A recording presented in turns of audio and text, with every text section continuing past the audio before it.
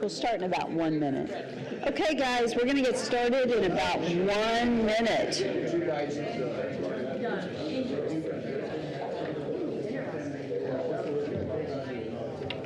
to hit record. Are you okay with that now? Yes. Will you open us in prayer? What's that? Open us in prayer. Okay. Thank you. Excuse me. You're good. Thank you.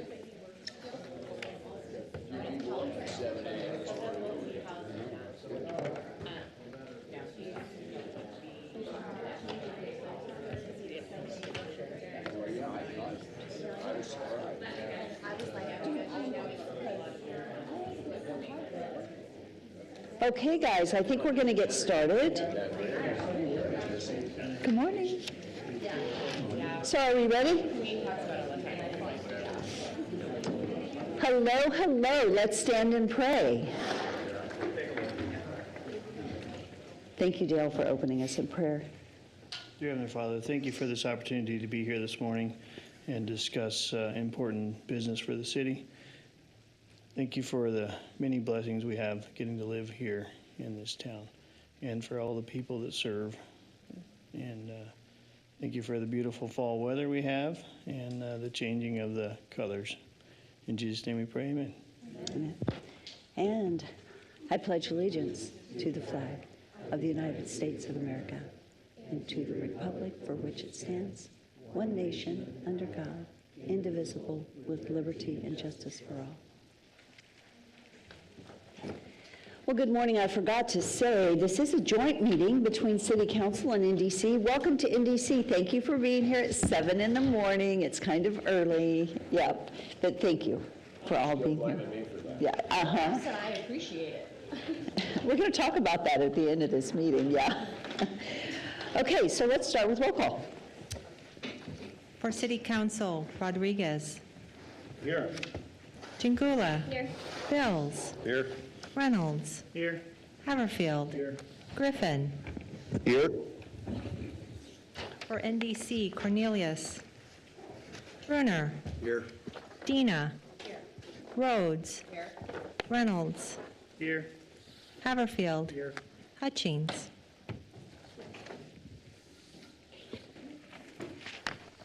Okay, we have a couple of different items on our agenda today, and this is an opportunity to really inform. We've got some sharing today of the wayfinding plan, the downtown implementation plan, the parking study, raise grant updates, and then lastly, if we have time, 5 minutes, we're going to talk about City Council start times.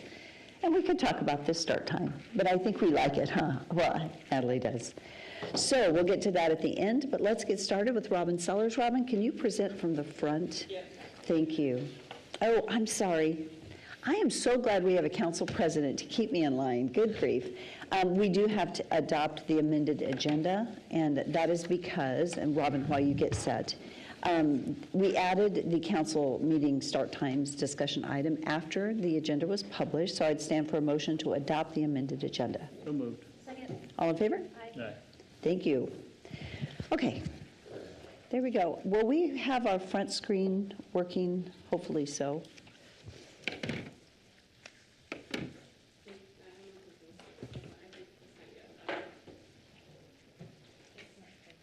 It's not plugged. We got it? Yes. Okay. It's on. There we go. All right. Thank you for being here today. Thank you. I realize we haven't plugged in the TV. Oh, plugged in the so- TV. Yeah, Char's getting it. Thank you. All duties as assigned, above and beyond. Thank you, Char. And hopefully we'll get you connected because it's really easier to be able to see it here. So hopefully once it's plugged in, thank you. There we go. All right, well, thank you for being here this morning. Today, I'm going to give introductions to two groups that have done both our wayfinding study and then our parking study we'll do at the end. I'm going to introduce the group that completed the wayfinding study for the city. And just want to give a little bit of background. We received a grant from Compass last fall. And it was to be able to do a wayfinding study. If you're not familiar with what wayfinding is, it's basically a system of signs and design elements to be able to find where you are in a physical space. So if you've ever been on a college campus, you have seen a lot of wayfinding signs to be able to know which building you're going toward, and then they design it so that it has elements that indicate to you that this is all within the same system. So we were looking for something like that with this grant to be able to create a wayfinding study. And then we engaged with RSM, who is here today, Christy Montgomery, who has completed this wayfinding study. I brought the big book. If you want to look at it later on, I'm happy to leave it in the back. You can see all the design elements. It is a beautiful presentation. There's some great things within it that their group outlined for Nampa. So with that, I'm going to turn the time over to Christy Montgomery to be able to do the presentation on the elements for the wayfinding study.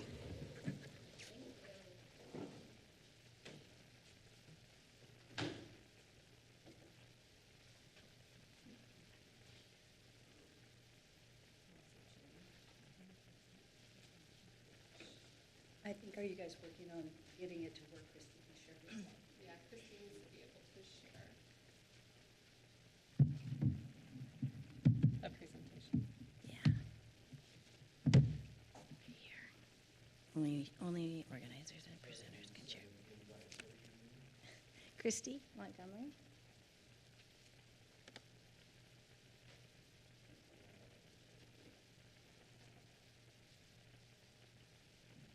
Does he even have her email address?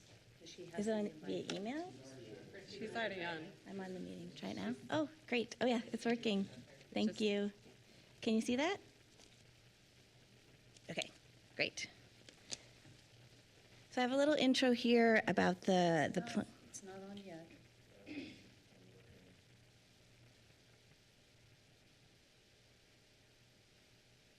Okay, there we go. Okay, so I have a couple slides at the front here that's a quick intro to our studio and what we do. We do wayfinding all over the country and all over the world, and we have lots of experience, and it's really exciting to be here today in the city of Nampa.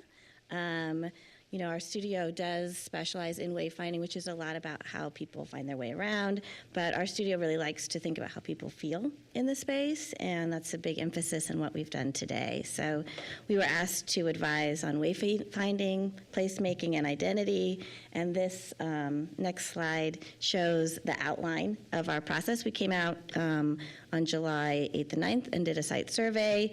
We did an initial analysis and then some concepts, and then we presented to the Nampa Downtown meeting on August 28th, and finally shared our implementation plan on September 12th. And so we're going to review that same material today.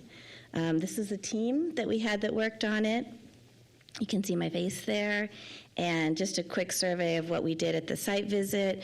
We walked the downtown, we drove around, we met with the DNCA, I met with the librarian, and just really surveyed what we saw to come up with some recommendations that were very specific to the city of Nampa.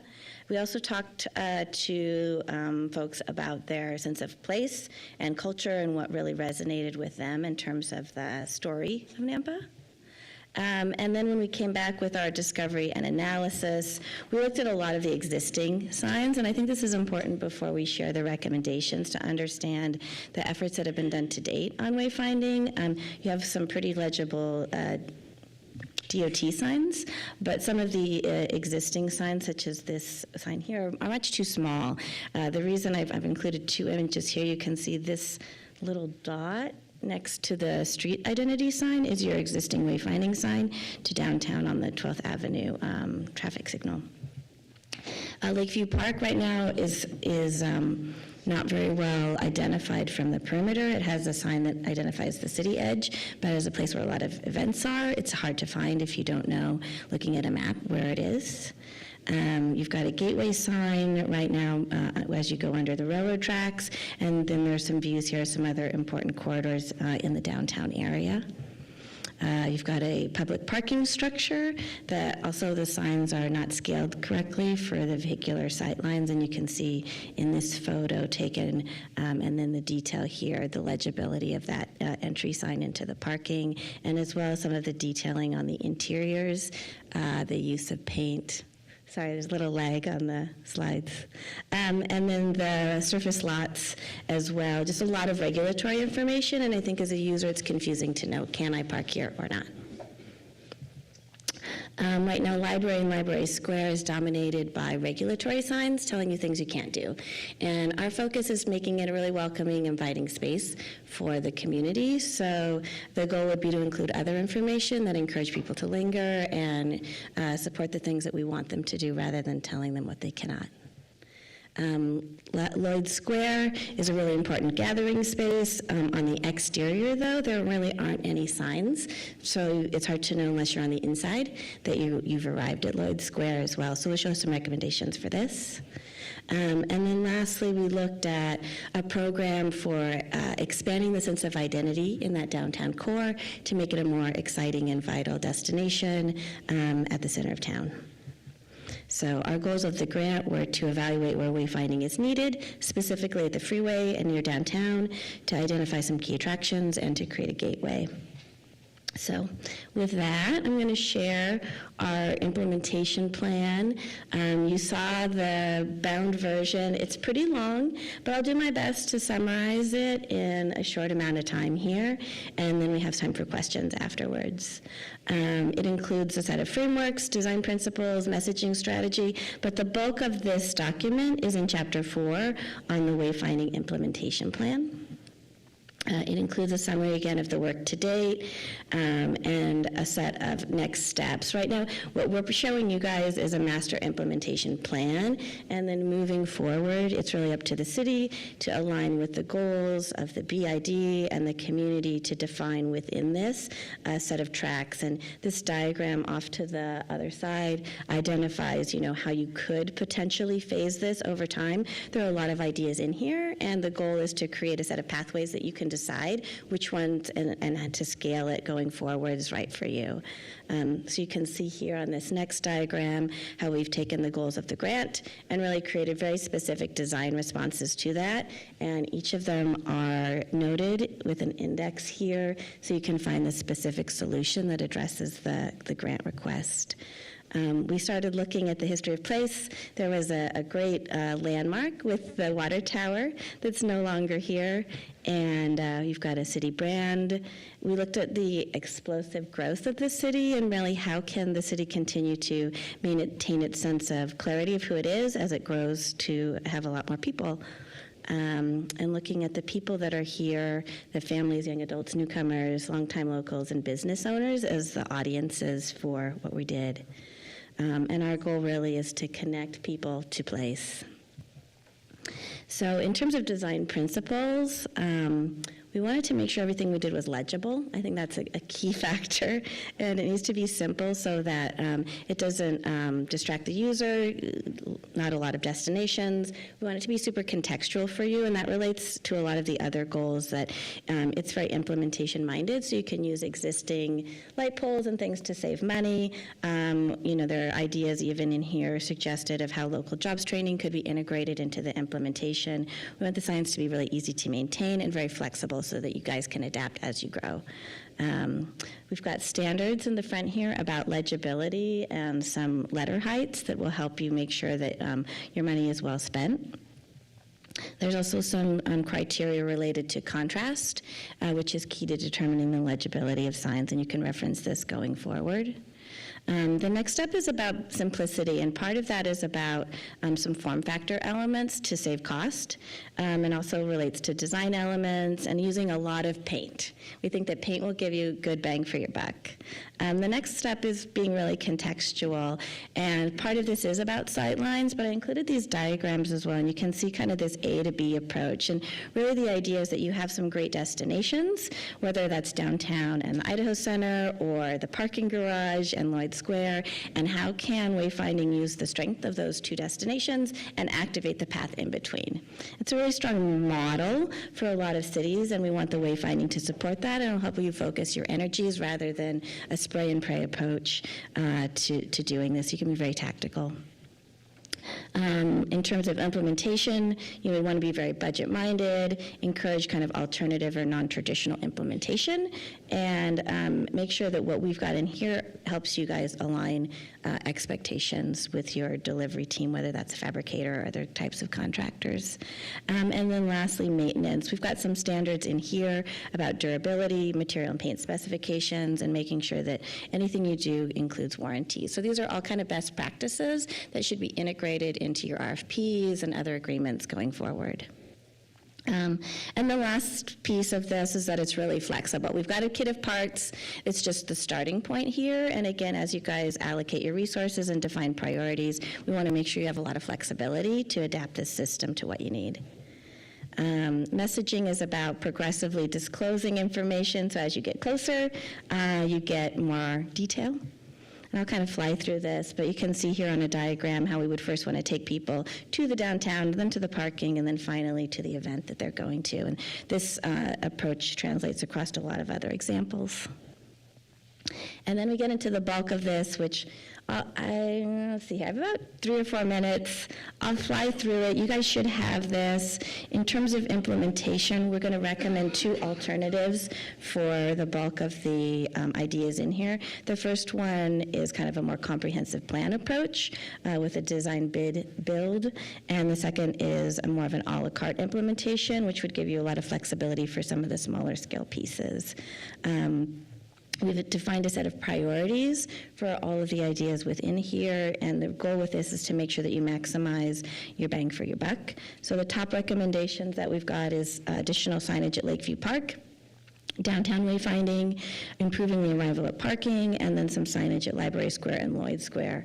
The secondary priorities would be some pageantry on Garrity Idaho Center, looking at the parking interior, and then for lower priorities, we are putting that gateway sign as a lower priority. It's going to be a high-cost item, and it doesn't really activate the pedestrian plane. We've seen a lot of cities invest a lot of money in that, and I think you could spread those dollars to a lot more placemaking elements at the ground level rather than a large gateway sign. And we'd rather build the there first, and then people have the gateway sign to celebrate where they are. So I don't have time to go through all the details, but you can see here some options for the wayfinding concepts. You can see a fun idea for including pageantry along Garrity Idaho Center that would celebrate the history of the Stampede and really foster storytelling. As people drive along there, they could recall their memories from those events and starting that timeline down at the historic Harvest Festival grounds. We'd love to see the city of Nampa develop a program of neighborhoods. We think as a city grows, it's the best way to foster community at a scale that people can relate to. And part of that would be some signs that identified those neighborhoods and really activated the local parks. This could also connect to alternative transit for biking or walking to downtown with identification of the travel time to those places. And we just kind of faked a couple here using the Magpie for Central Nampa, named after the old elementary school. We're showing some examples for Lakeview Park identities, really just identifying the scale and some key locations where we would recommend that. And you can see on the example here on the community park sign in the lower left that identifying key public amenities is a great way to activate the use of the pool and other spaces within the park. And then for the gateway, we think moving the letters on top here and making them bigger would improve the legibility, and just adding a little splash of color could make this feel a lot more inviting. There's also an option here for a gateway on 12th Avenue, really breaking that up, making it feel much more pedestrian friendly, and hopefully activating a future pedestrian link to the theater. This diagram identifies all the locations that we're recommending for the downtown wayfinding program.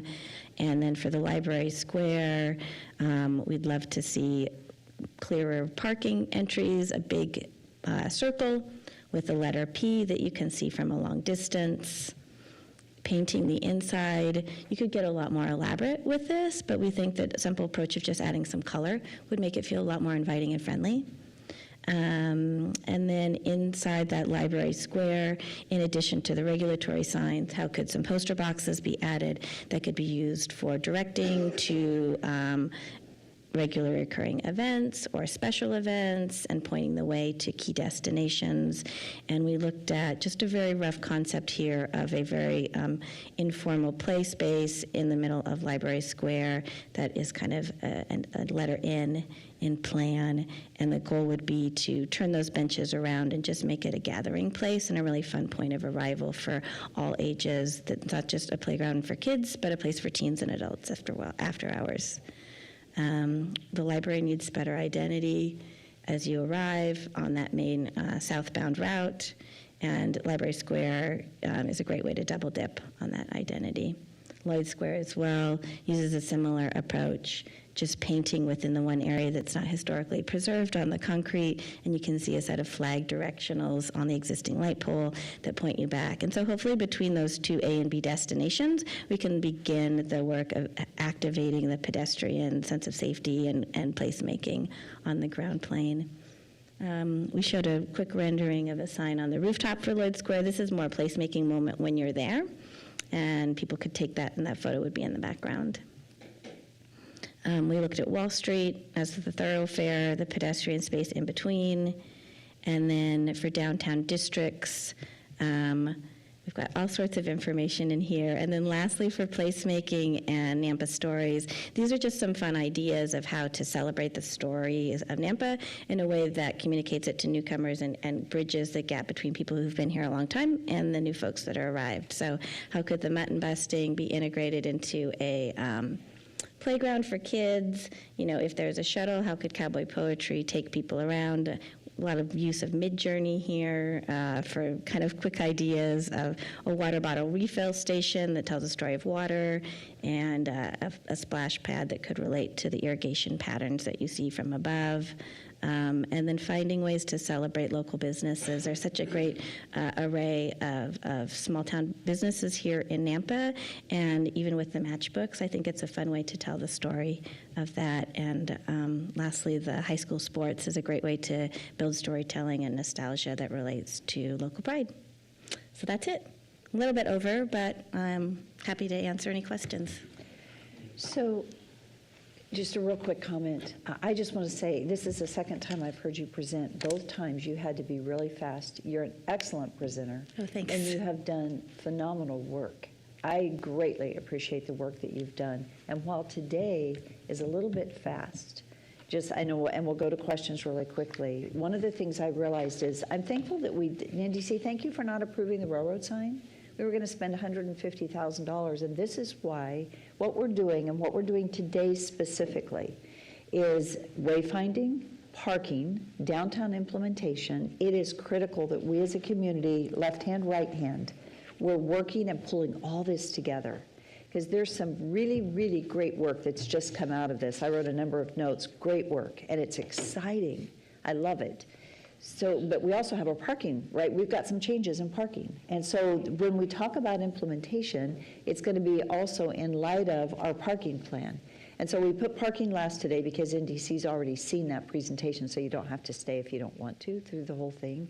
But so today, this is like a real quick high-level overview. What I see that we need to do, and it may be our downtown implementation group, Doug, that's already working together. We've got to, all of this, because it's great work, doesn't just do this, which today it's quick, right? But we need to sit down now and study the interaction between our parking study, our wayfinding study, and the parking study has to do an 11th Avenue change, right, which is by the library where we have a sign, right? We're going to have a change in directions there. We've got to pull it all together into a plan and then come back. And I would love to be able to even put our ideas of what we take right now in that implementation and put it back before you again to say, did we get it? Yeah, did we mess it up? Yeah. Are we doing the right thing? Anyway, so that's, I just thought the process is important to what we're doing today, because today we're not going to make any decisions. This is so that it's before us as we look at all the other plans. So, Councilman Haverfield. Thank you again for your report. It looks very thorough and well created. I was just wondering, there's so much information there that it would be nice if we could get a copy of the PowerPoint. Oh, Is that yeah, possible? for sure. So Yeah, if you can there's a send PDF that everyone should be. It's in your packet, the copy of the PDF as well as the whole plan. Okay, that was sent out? Okay, thank you. And I was thinking it'd be nice to have the hard copy in our office, have one for our office, Yeah. and so the council could come check it out. Yes. They could come and get we could borrow it for a week or whatever, and council could have access to it. So if we could get at least one, maybe two for our office so that they could access it that way too. Okay. Mayor Clee, Yes. thank you for this presentation. Yeah, I'm on. Yeah. Thank you for this presentation because I've wanted something for two spots, one for the entry to the downtown. That is a brilliant idea. I really like that. And then the other thing is Lloyd Square. The more we use it, the less people know how to use it, and that sign will bring people downtown. I like that idea of identifying that. So great job. I just had a good comment. That's all it was. Thanks. Thank you for a good job like that. And I will be asking for reviewing this online Yeah. in our packet. Okay. Yeah. So do we need to, are we going to, There's no anything right now. This was Okay. just a very high-level overview. I think you've done an outstanding job. Oh, Really, I'm thanks. just really pleased with it. And so our next thing is that we're going to move, I think, was Doug next? So today, it's just presentations. Mm-hmm. Do we have any other questions for right now? Okay, so we will be back in touch, but Okay. really, really good job. Thanks. I'm excited. I love some of the things that just came forward. They're really good, and it's exactly where we needed to go. Thank you also for being mindful of budget. Oh, yeah. That is, obviously you've done this before, but really thinking about even the painting. It's like, yes, what a great idea. So, thank you Oh, yeah. very much. Happy to be here. Thank you. Mayor, Yes. quick question for Rodney or somebody. Our sign codes that we have for city, are they already up? Does council need to make any changes to any of our codes for signs for us to implement and move forward with anything? This was the first time I've seen this, so we'll need to take a look back on this, on their recommendations and see if there's anything. Okay. But typically with government signs, you have full flexibility. Okay. So wayfinding signs are an exempt sign in our sign code, so I don't think we're gonna have any problem. Okay. Thank you. Just know they take a long time, so thanks. So Doug's going to provide us an update. Obviously, it clearly says update. You're so good, Doug. Doug's another great presenter that I appreciate greatly. It's important for us to see where we are in this process. I'm sorry, Councilmember Griffin's online. He cannot hear what Rodney said because he doesn't have a mic. Oh, thank you.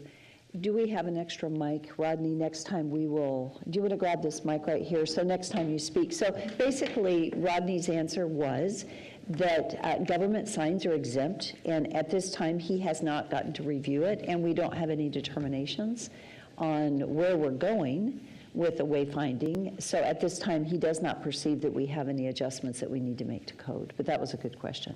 Thank you, Natalie. Okay, Doug. Okay, great. Thank you, Mayor, Council, and NDC Commissioners. Doug Critchfield, and Principal Planner. I'll be giving you an update of the downtown Napa work that we're working on right now. And this is not advancing here. What am I doing wrong here? Sometimes you have to actually unshare and reshare. Okay. I don't know if I would fix it, but Yeah, it's not doing anything. I apologize. I'm frozen.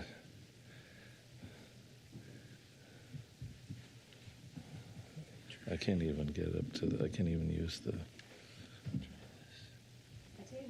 It's not. put my mic on. Crystal, would you be ready to switch to the raise grant? Let's do the raise grant. Unless, are you getting it unfrozen?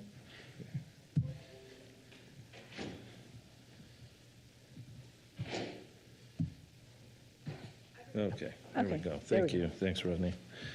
Okay, so I apologize about that. So just wanted to share with you three items, the work that we're doing on the implementation plan, and then the update on current plans and projects in downtown Nampa, and then a potential NDC project, a feasibility study project that we're working on right now. So we've had several plans in downtown Nampa, and we routinely hear, as we're going through this process, about all the planning work that's been done, and we're keenly aware of that. And as you take a look at the list, there's been different focus of these plans. The different agencies have been working on this. There's historical plans. There's an action plan that the Cushlands put together. And these are all good planning efforts. We've done a lot of review with this work. One of the problems that we have is that a lot of these plans, either some of the work that was in the revitalization plan has been completed, and some of these plans are not talking to each other. And we also have a new wayfinding that you just saw, as well as the parking plan.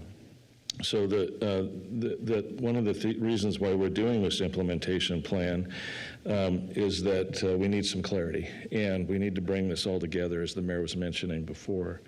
The design codes have been difficult for us to enforce. When we go through a design review downtown, oftentimes there's the business owners and the planning department are not coming together on this, and so we need some guidance on the codes that really need to reflect what it is that the community wants to do. So there's been a lack of consensus about some of the plans and the vision as well.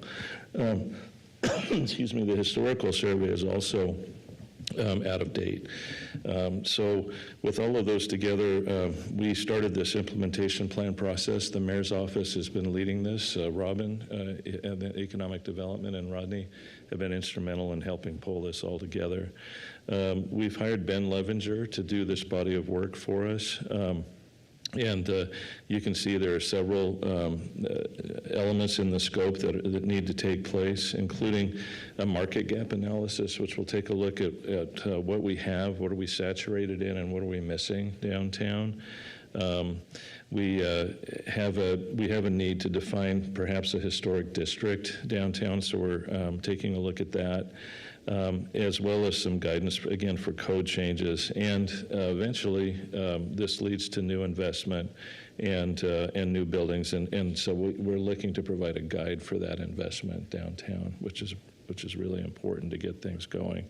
We've been talking with landowners out there and business owners. We've reviewed the previous work that's been done. We have a staff team formed. We have a steering committee. We've already met. We met in September. We've had interviews. We're working on the market gap analysis, and the historical survey is underway right now as well. So the vision statement for downtown has been in place for a while. We felt as we were looking through all these plans and we received feedback from the interviews, as well as we were going through the different plans, that we needed to add family-friendly and culture to downtown. So the vision statement for downtown is a vibrant, attractive, and family-friendly destination for dining, commerce, entertainment, culture, and the arts. So I want to make sure everybody's okay with adding those two elements to the vision statement.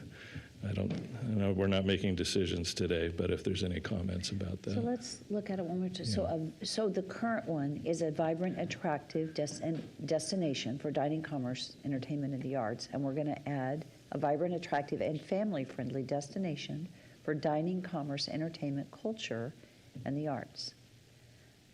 Why I asked Doug to bring this before us today was because this is the basis, right? When we're looking at this implementation plan, if we don't agree on the vision, right, then we're going a direction that we may not be aligned in. So it's really important. And I realized that when the Cushlands did their work, they worked at pulling our various plans together, but we never really ratified that and said yes to it. And so now we've handed all these various plans to this company, and I want to say I am impressed. I think a number of us have been extremely impressed by the work that's getting done. Doug, thank you, because you've carried the brunt of it during a season, and Rodney, and I don't know if we all know, Rodney's been way short-staffed. He's lost 2 employees and had 1 out on maternity, out of a staff of how many? 9. So like a third of your staff has been out. And so it's been a heavy, heavy lift. But doing a really good job, and we're all very impressed with the work that's getting done. And now is the time to get this done. So I'm very excited. So I guess this isn't a vote, it is a nod. Do we agree with this for our downtown Nampa vision? Yes. I do agree that the family-friendly needs to be added, but can you help me understand why we need to add culture where we already have the arts? That's a good question. Again, as we were reviewing previous documents, it was felt that we needed to acknowledge, and it was acknowledged in the signage wayfinding, that we have a stampede that we put on. We have cultural events that happen downtown. We do have arts, and it could be covered under the arts. It's not a necessity, but we felt that needed to be. As well as entertainment, Yeah. Stampede. Yeah. I'm just not sure why the culture and the arts, it sounds a little bit redundant. Okay. And it does get longer. So, yes, Councilman Haverfield. I was just going to say, the way that this reads, it reads as a destination for people to come for, like an entertainment district. It doesn't speak at all to what's been a little bit of an emphasis as far as residential living down there as well. So I guess that would be my only question, is what is the intent here? Is it to create or foster a live-work opportunity, or is it still just to be an entertainment district that people come to and then they go home to their subdivision? Yeah. I'm sorry, Mayor. I didn't mean to. I think I'm hearing Yeah. Natalie say, and that is a really good comment. Really good. Thank you. Yes, go ahead. Yeah. Yes, and as we have been going through this implementation, it's pretty clear that we need to have residential downtown. So that would be an element that we're looking to include, absolutely. So should we be adding the word then, living? Because you could, a vibrant, attractive, and family-friendly destination for living, dining, commerce, entertainment, and the arts. That work? I would encourage that and delete the word culture. Okay. Great. Are we good? I just see a Okay. whole bunch of nods. Wonderful. Okay, done. Boy, that was Okay. the fastest Love that. discussion I think I've ever seen like that. Yeah, that's Got great. it? Thank you. Good job. So you can see the steering committee is kind of overarching, and then we have city staff to support it. So that's the makeup of the team. Our schedule right now, we're in data collection and plan development. We're working on both.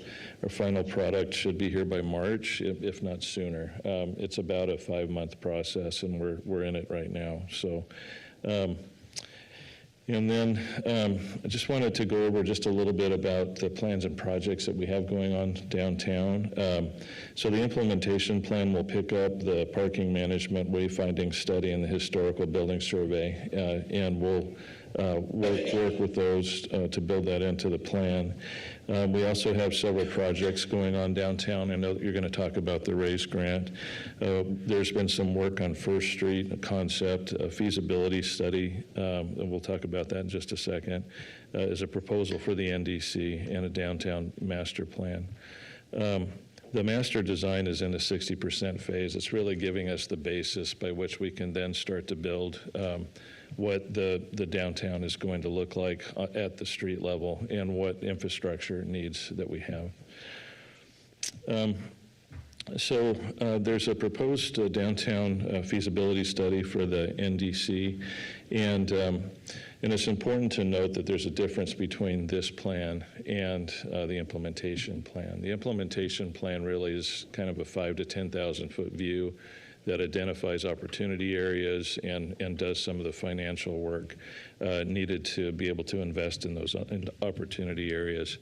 This is a specific plan. This is a street level plan for an area. And the reason that we're bringing this one forward is that there's some things that have been happening downtown that we need to address. There's been a change of property owners in strategic locations downtown. So the timing is important. We have willing property owners. We've talked to them. They're interested in moving forward with the project and working with the city. We have properties that are adjacent to city properties, so I'm trying to be mindful of the time, so I apologize. And then there's some things that will come out of that that will help those property owners and developers build this project. Its relationship to the implementation plan could be simply viewed as that the implementation plan is that overarching 10,000-foot view, and the feasibility study is a street-level view. So that's kind of a different way to look at that. The implementation plan is city-funded, and we're already in process, and we're already funded. The street level is an NDC project that the NDC is still considering at this point. So this is the area that we're looking at for the feasibility study. You can see it includes Lloyd Square, the properties off of 13th, the vacant lot there that is under new ownership, and also the Lloyd's lumber yard over. They're also interested in working with the city, and there are several city-owned properties in this area. This is an opportunity area that we think the timing is right to start approaching this now and getting ahead of this. Again, there's development interest once we get this process done. So that's what I have for you, and if you have any questions. Are there any questions about like the feasibility study piece or the implementation project as a whole? That was a very fast. Doug, what is the time frame that we anticipate being done? So of March of 2025. March, thank you, I forgot Yeah. that. Thank you. So there will be opportunities throughout the process for further discussion. I feel really good about this. We initially had approval to move forward with a much bigger project. We figured out a way to do it at, I think, I don't remember, I'm going to say less than half. Part of it was we didn't have the staffing to fully take it. It was impossible. But this downtown implementation study and then this potential feasibility study is really, really important. Because without it, I tell you what, I was amazed. The gentleman that walked downtown, extremely knowledgeable. I think we all came away going, wow, he very knowledgeable, great ideas. And we've all seen great ideas go south. And we've seen what many would consider, I'll say it that way, mistakes that we've made in the downtown area. With NDC, I'm just being very candid historically, where there were investments and money spent and prices paid and, a lot of stuff. We don't want to go there again. We all are here because we really want to make wise decisions as we move forward. Sometimes there's a time to really consider a change, and we have, for the first time in many, many years, land actually ownership changing. And we do have some opportunities before us downtown. We also, I think it's critical, and I appreciate the work that's being done, bring all these plans together. Because I know when I came into office, one of the comments was, good grief, the city spends a lot of money on plans and does nothing with them. And there is absolutely that image, and I feel like in some ways we've done that. Now that I'm on the inside, I understand better sometimes why that can happen. What we don't want to do is have that happen right now. And so the pause in taking everything we've done, looking at all of it, because there was some great work done, pulling it together, making sure that we have a good stakeholder group of people to review it, that we are having a lot of people with eyes on it. That's why today's meeting is important between NDC and City Council. Last time it was Planning and Zoning and City Council. We need to continue doing this where we're all meeting together. So anyway, Wendy. As you probably are aware, Tuesday in our meeting, we decided not to go ahead and fund this one, but maybe increase the feasibility area, the study area. Is there sense in doing that? I think this is, I would have voted for this, because I think the opportunity is huge right now with the new change in ownership. But I'm also mindful of if there is more opportunity, and I wanted the council to feed in on this as well, because there were some great points made either way. And so do we feel like there is a good need to expand that area for the feasibility study? And I would like some input if possible. Could you share real quickly the points that were made that took us from expanding beyond this? Well, I think that, and Commissioner or Councilman, which one would you want to be right now? Okay. He made some great points, and it's really, downtown is a larger, more vast area than just Front and First. And getting that study expanded would give us a more clear vision on how to progress with the funds that we have to apply towards any downtown incentives or whatever it is that we can help with. Commissioner Dina made a comment as well that, it might cost more later to have that study done. And so including it in an all-in-one kind of might be a economically more feasible idea as well. So, and Randy, if you want to, Commissioner Haverfield, if you want to chime in.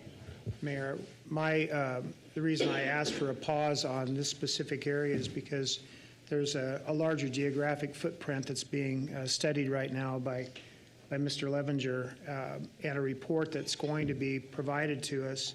It seemed a little bit premature to dial in on a focus area when we haven't gotten their full report yet, because even as I've heard stated earlier, we might be looking at ordinance changes or a direction given, but the market will drive a lot of what's happening because it's personal property rights that they're going to be dealing with as we look at a larger area and take into consideration what I heard just earlier, that the RAISE grant's only 60% completed.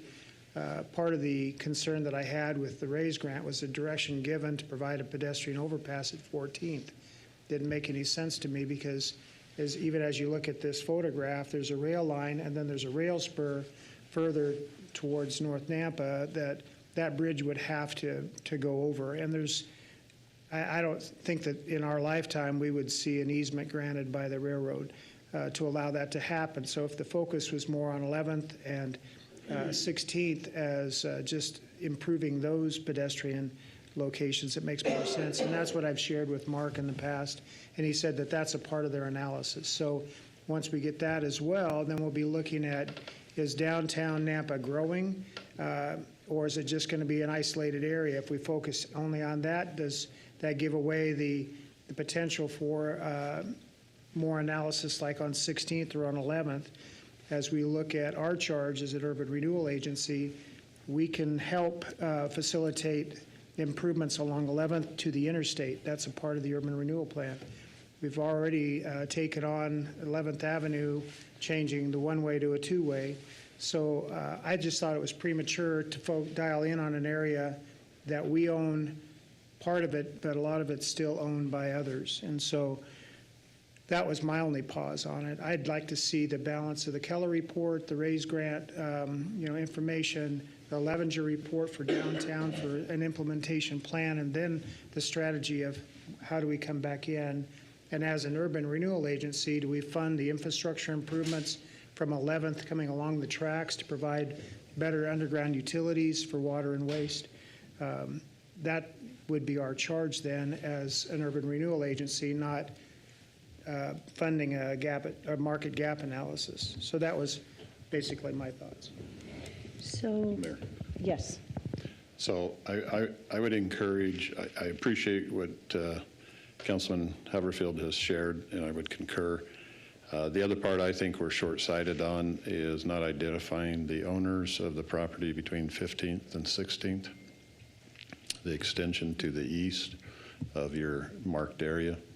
I think potentially there would be opportunity to get those properties traded or acquired. And I think from a long range, if we want to see residential get developed in downtown, I think that's a block that needs to be considered. And so it's going to be difficult to, those buildings there are dilapidated, old, and go back to the 40s and 50s, and much easier to drop those than drop some of the others to try to get 3 to 5 story residential. And so I think we're still narrowly focused on activities downtown, and we need to also keep in mind getting people living downtown in order to help bring this whole area together. So yes, Councilman Reynolds. My question on this at the NDC meeting was that just economy of scale for this particular study. I was in favor of this study, but I thought maybe we would get a better deal if we encompassed more than just 1 or 2 property owners. And I think that would benefit us much more. So I think these have been really good comments. And so the thought would be, because Levenger is actually doing the implementation plan piece and this piece. And so he's going to be able to bring it together. And so we need to go back and look at the scope of the implementation plan, the broadness of that scope, and what he's delivering, because he will be able to bring it all together. And then I think you're going to go back and ask him what the cost would be. Is that what the charge is from NDC to broaden this? The only thing I would say on the RAISE grant, and it's a very good point, but this is a period in time, the RAISE grant, and we're going to have a report out on the RAISE grant, and please correct me if I'm wrong. I don't think we're going to have any real information that we could apply to this in a very, Crystal, how long is that going to be? And you'll need a mic to answer that question. Mayor, council members and commission, the RAISE grant due date is March 1st of 2027. It all has to be complete. Thank you. So there may be some initial information, but if we wait until 2027, we can't wait until 2027 to take the RAISE grant into this, because we've got some decisions that are going to be made because of the market pressure. 1, because of the timeline in sunsetting urban renewal, but 2, because these buildings are going to sell. They're going to move hands and sell. And so there's a real timeliness in the decisions in getting some information back. So I think the RAISE grant, we can be mindful of it. We can have touch points along the way, but I don't think it's going to be happening. But this particular work can help inform the RAISE grant also. Would that be a correct? Yes. Okay. Mayor, if I could mention too, the reason that we're looking specifically at this area is because we do have willing landowners and interested investment in this area. It's also one of the few areas downtown where we have a lot of open space vis-a-vis parking lots and the use of Lloyd Square and so forth. And so when we're dealing with buildings and reworking buildings, it may be a little bit more time-consuming for the consultant. That's just something to consider. And we're also working with expanded. I think the input is fantastic, and that's something we can bring back to Levenger about that. But that's the reason, that was the original reason why this area was chosen. It's just simply because of the geography. And Councilmember Haverfield's mention about both residential as well as the potential expansion of downtown. Those are extremely valid points. That we think that this type of a study will help perhaps be a catalyst for expansion in that way. So again, that's just the reasoning why we chose this particular It makes total location. sense, and I'm wondering if we could have a phased approach. Yeah. We need to be mindful of the whole, coming with a recommendation for this initial piece. So that recommendation is not being done in a silo from an uninformed position, but coming from a very informed position, recognizing the property to the east of the Lloyd Square buildings there, the properties to the south. So maybe it's identifying what the broader area is that we want to take into consideration, but not holding the whole thing up while we're doing it, being mindful of it. And I think he has the ability to do that. Mayor, Yes. just as a follow-up, it wasn't my recommendation to wait until the RAISE grant was done. All I was saying was part of the focus was a pedestrian overpass into the 14th. This area didn't get all the way to 11th and didn't get all the way to 16th, and that was a bit of my concern, and has been now echoed by Councilman Bills, that we really aren't looking at what we currently have, and that's pedestrian access from the North Nampa at 11th and at 16th. So if we're going to just focus on an area that doesn't get us to those two pedestrian connection points, we're missing something. So I thought that it would be better to expand the area if that's what we were going to be looking at, and that's what I think our charge was to staff, to allow us an opportunity to look at a little bit bigger geographic footprint, or wait until the report's done and then dial in on an area that made more sense.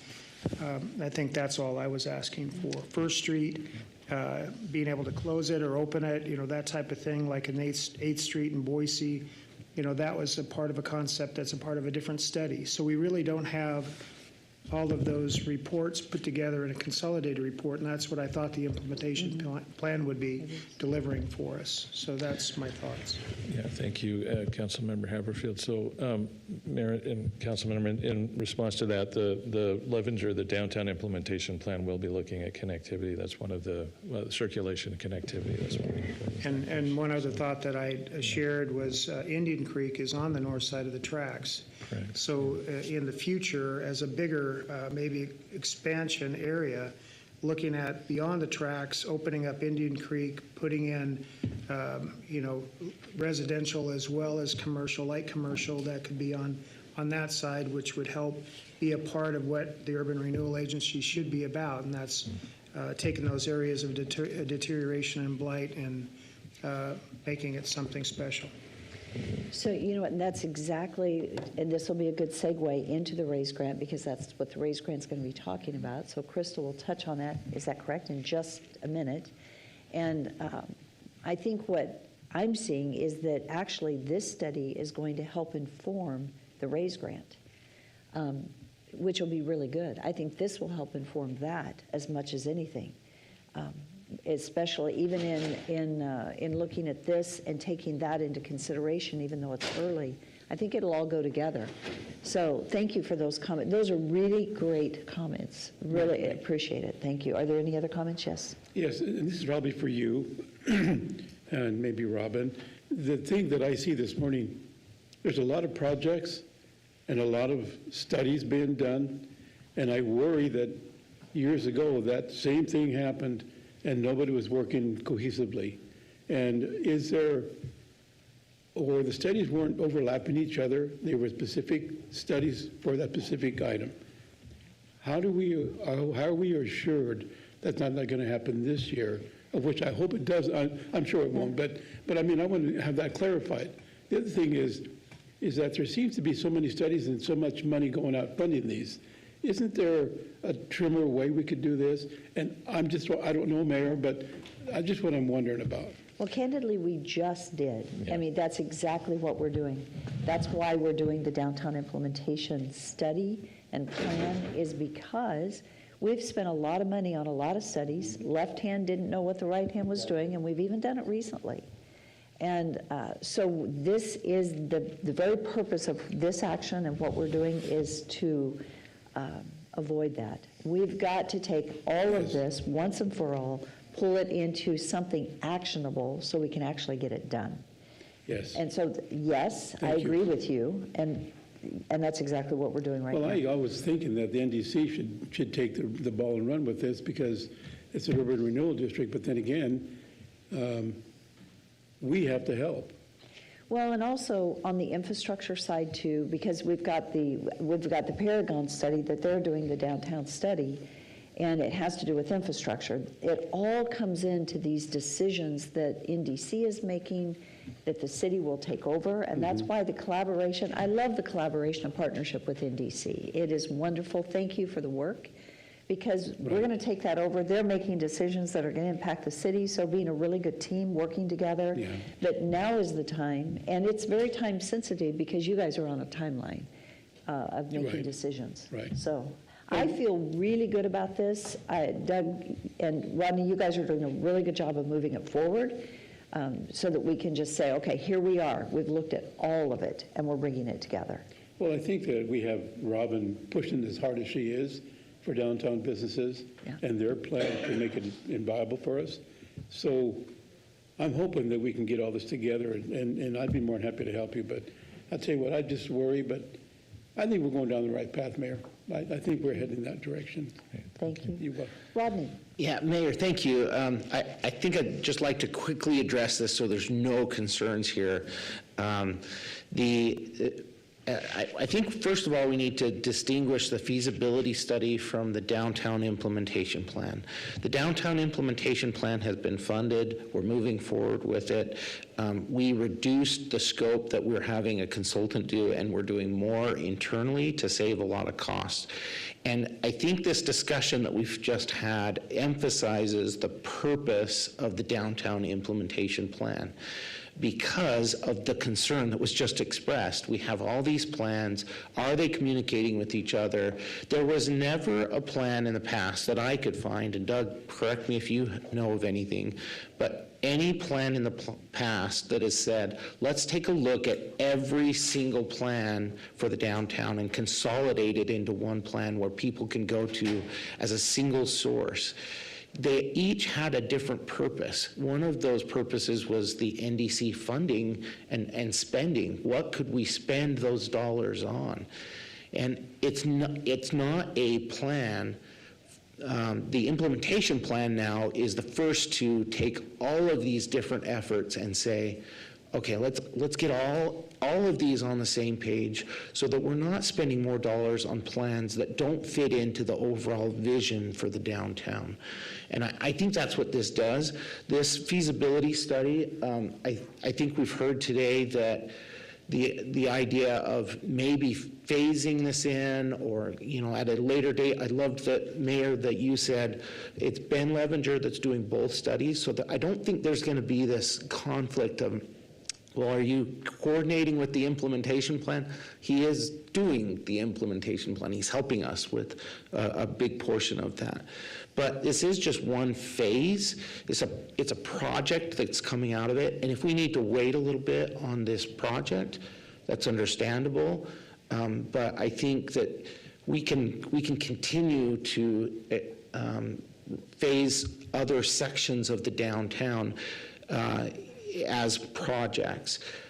So I just want to make sure that's very clear. The downtown implementation plan is a larger area that includes all of the downtown, and it's going to look at that, those connections into downtown. We are not going to solve the 14th Avenue Bridge or the 16th Avenue Bridge with this implementation plan, but we will look at, if we can get people into downtown, where do we want them to go? And what will that look like in the downtown? That's what the implementation plan will do. It'll look at the types of land uses, the economics of what makes sense in the downtown. What are we missing? Are we missing office? Are we missing residential? How much residential? How much office? How much commercial? All those things will be handled in the implementation plan. And so I think some of the concern about growing this project, it actually gets handled a lot by the implementation plan already. But this project is for a specific set of parcels that we can take out to the private sector and say, look at this parcel. It fits within the downtown implementation plan. It makes sense. It's going to have a return on investment. And here's what we expect it to look like and feel like. Here's properties that are the city's properties that we will work with you on to create an open space for the downtown and a gathering area where people will be driven to the downtown and utilize your services and commercial businesses. So anyway, I just wanted to make sure that's very clear. I think we're doing exactly what you're describing. Thank you, Rodney. Appreciate that. Okay, we've got to keep moving, Okay, so. very good. Doug, was there anything else? Thank you. Yeah, Mayor, I just had one comment. Councilmember Bills appreciated the comment about the connection with the school district property. I think that's something we could bring to Levenger to see if we might be able to add that. So. Yeah, good Okay, points. great. Thank you. Thank you so much. Okay, So I think we have just a very quick, it's not a lengthy one, but it's an update on the RAISE grant from Crystal. And Crystal, thank you.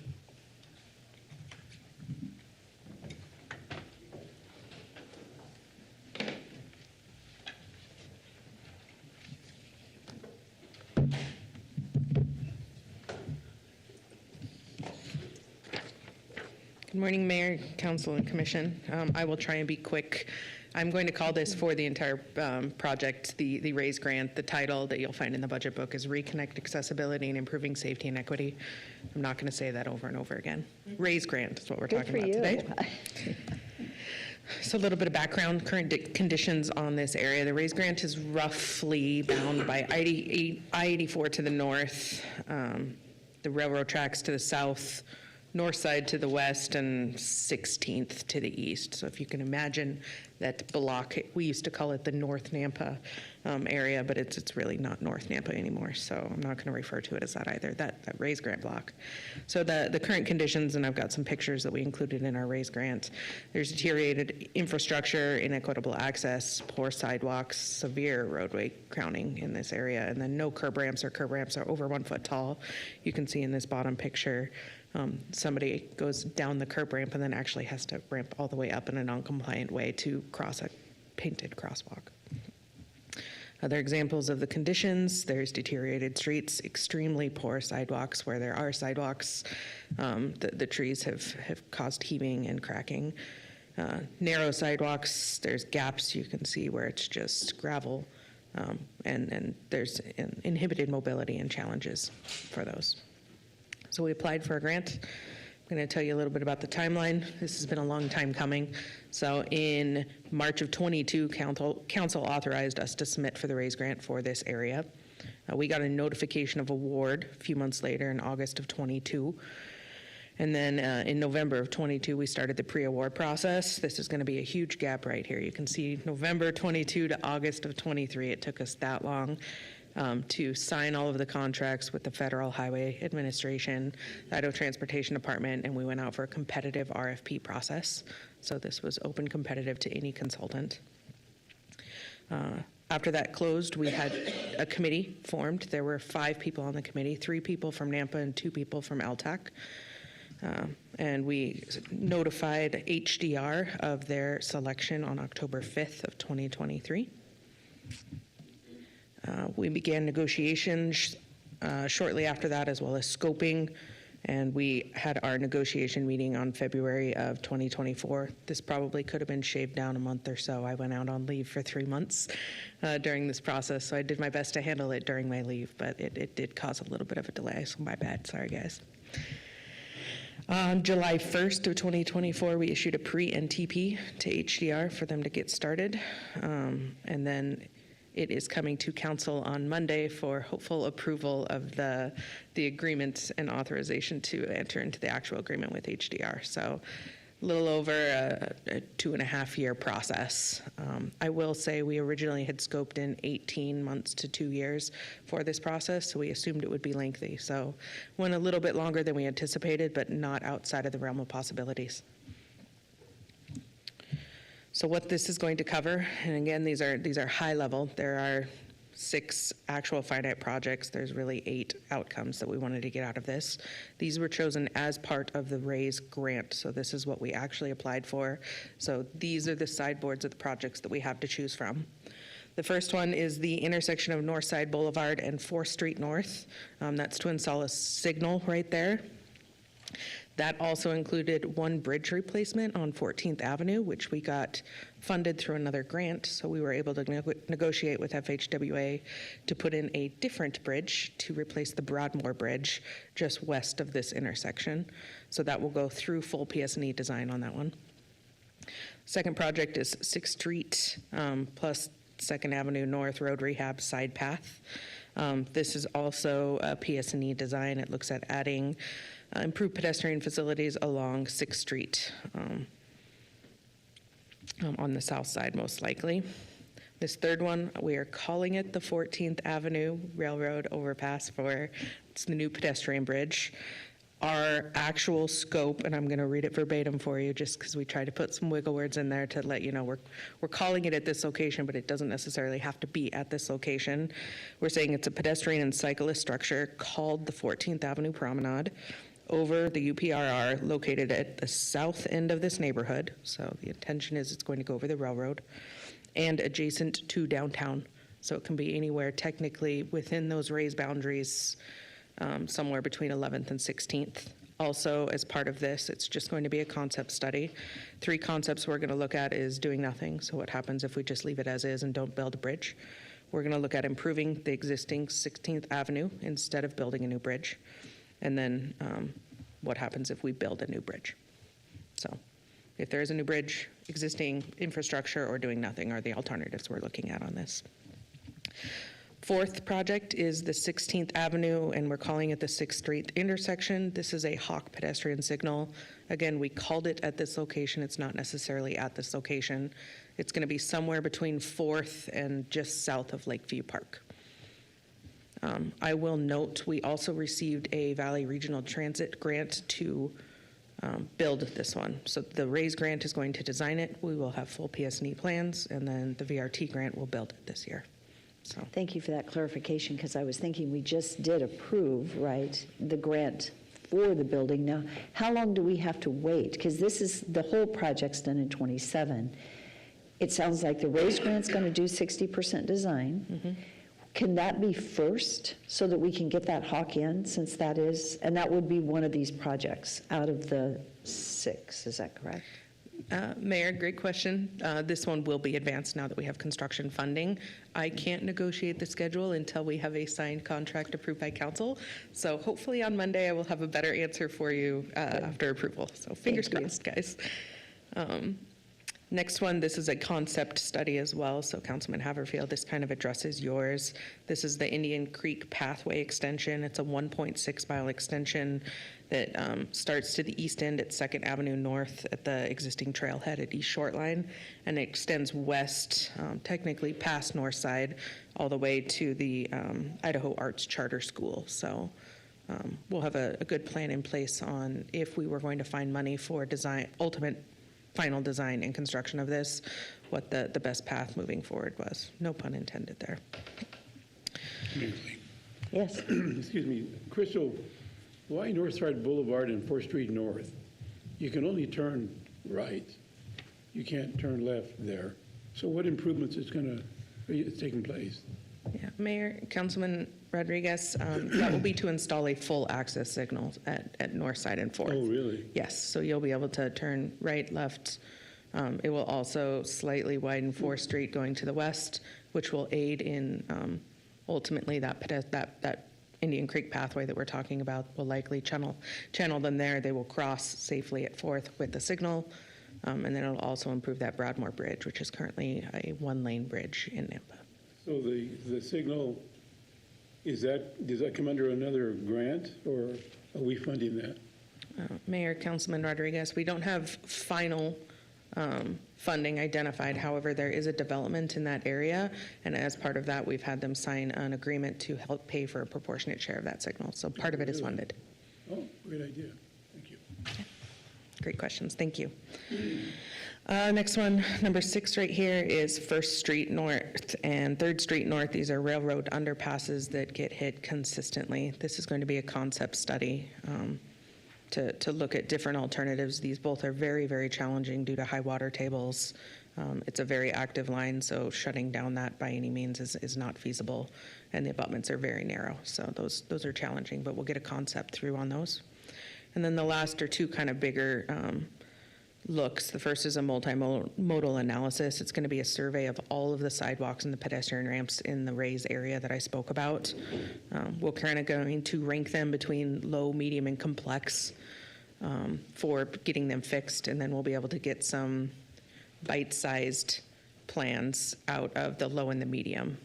If we want to fix some of the complex ones, we'll have to go back and do additional design. So we'll get a couple of design plans out of there that would be grant-eligible projects based on the size and scope. And then the last one is the mobility hub analysis.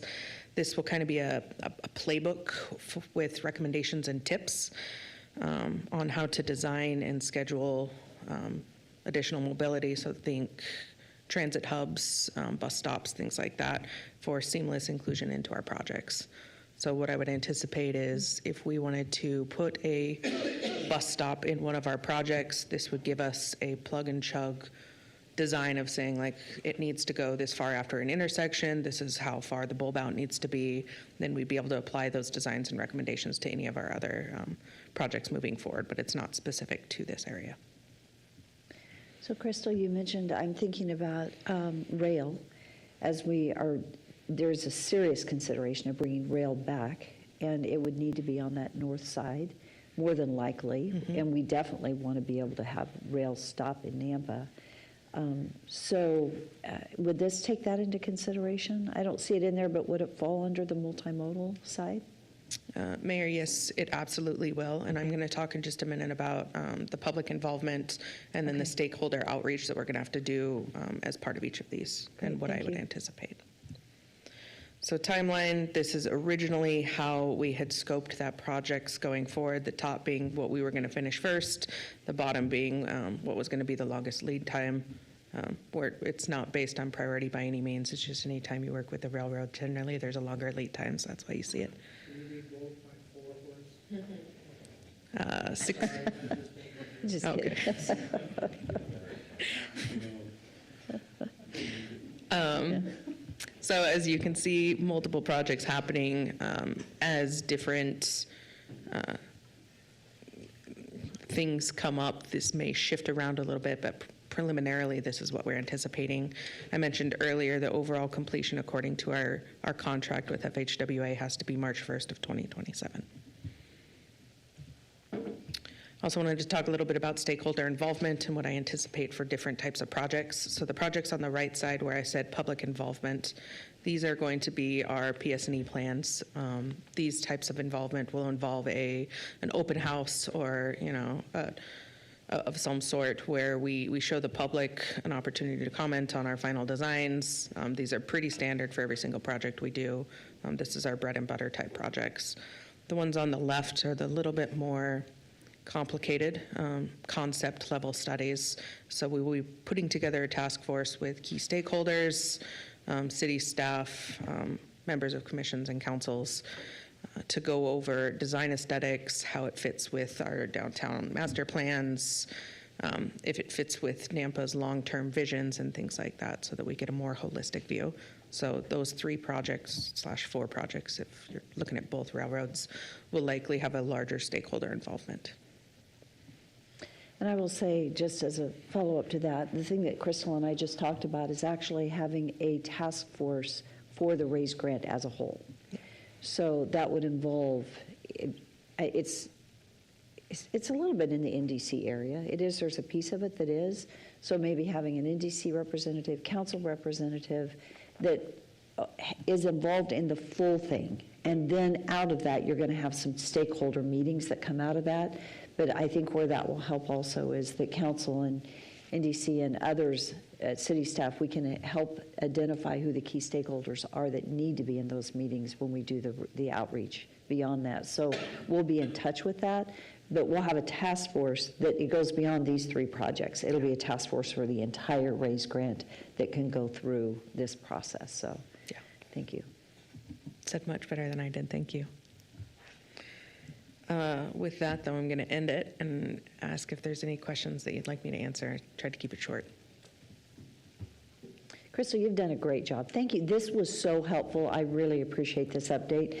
Have you all found it helpful? Because it's hard to know where we are. This has been a long project, and it was even hard getting to where we are today, just in the last months, right? Getting to this final contract. So we finally got there, and hopefully we can move it forward. I would say for council, this is not one that we can adjust as we have some of the other ones because it is a federal grant. We've got to get it moving. It has been awarded. We need to just get out and get it done. Yeah. If there are any questions, I would ask council to please reach out prior to Monday night and talk to Crystal on this contract. Todd's been working on this with Crystal. Is that correct? Yeah, I know you have been. So if there are any questions, please visit with Crystal before Monday night. We have 8 public hearings Monday night. We have a lot of new business items, a lot. And so and I'm just going to say, council, if you have questions, get with staff before Monday night. Do not wait till the bench, because otherwise we'll be here till midnight. So we don't want to be here till midnight. Thank you. Thank you. Okay, parking. So I will say parking, because NDC has already seen parking. If you guys choose to leave, I will let everybody, that's why, because they've already seen it. Or you can sit here again. A few more minutes, but if they leave, that's why, because they've already seen it once, so. Well, we'll move on to the parking presentation. NDC helped fund the parking study that was done in downtown. The study began last winter and then completed this last spring. This is an analysis of where we have parking, our current conditions, and then what may be needed for our parking and how our on-street parking interacts with the parking garage. As the mayor said, NDC has seen this presentation, and then this is a great addition to be able to have council be informed on what was learned and what we learned from this management study. So with that, I will introduce Andrew Vidor. He is the group that Walker Consultants that did this study for us in our downtown. All right, Andrew, we're ready for you. Thank you, Robin. Great. Good morning, Mayor and Council. Can you hear me okay? Yes, we can. Thank you. Well, I'd like to start by setting the stage with the existing parking conditions in downtown and some of our key findings. This entire slide package has been included in your packet, as well as a comprehensive report. If you need more copies of that, please work with Robin to obtain those. System-wide within the downtown boundaries, there's about 1,700 parking spaces. Those are split pretty equally between on-street parking spaces and parking spaces off-street in the publicly available parking lots, and then the one parking garage. On-street, most of the parking in the core is restricted to 2-hour time limits, and then outside the core of downtown, those parking spaces are restricted to 4 hours. Currently, we did some analysis of the parking system and some observations earlier this year in March, and identified that the peak parking occurred at about noon on weekdays in the entire downtown core. On-street parking, broken out separately, again occurred during noon on both the weekday and weekdays, about 50 to 60% full. And the off-street parking on the weekdays was about 50% full, and on the weekends it was much less, at just under 30%, and that occurred actually in the early evening around dinner time. Because the parking occupancy information was completed in March, we understand that is not the peak season in downtown, so we did some scenario analysis to look at what would happen during the peak summer months, and that would increase the parking occupancy about system-wide between, call it 70 and 80%. So there is still parking available in the downtown, both on street and in the off-street lots in the parking structure during the peak season. Special events may have an impact on that, but overall there's about 100 spaces that are left over during the peak periods that could be utilized for vehicles. We did look at the future conditions in downtown, and the future conditions considered a couple of different potential developments on some existing surface lots, and if those were developed, there would be a loss of the existing parking, but there would also be an increase in parking demand associated with those new developments. That would make the system-wide parking availability in downtown inadequate, meaning that additional parking would need to be constructed to support those new developments if they were to come online. And I would say, rather than if, when, but that when is really just a timeline of redevelopment. We did have community engagement, in which we conducted throughout the process. We had 3 different community engagement meetings. In the January, early February, we had Visioning You, and that included an advisory committee of business owners as well as city and NDC staff that helped set the guiding principles. In early March, we had another meeting with that advisory committee to present some draft strategies to review feedback and get advice from that group on. And then finally, in early April, we presented that plan to the advisory committee. Yeah, since then, we have provided NDC with a presentation, which you're seeing today here as well. During that process, the steering group and advisory committee developed the why. The why this is important to your community. And there was a couple of key things that I want to point out here. I'm not going to read all of them, but access to businesses was found to be incredibly important for the vitality and the vibrancy of downtown Nampa, both today and as it continues to grow. Parking management is going to become more and more important to your community, again, as you continue to grow. They want to provide short and long-term parking options, depending on what your nature of business is in the downtown. And there's also an interest through consensus building to make sure that these decision makers continue to be involved and that steering group continues on an as-needed basis in order to continue to discuss these issues.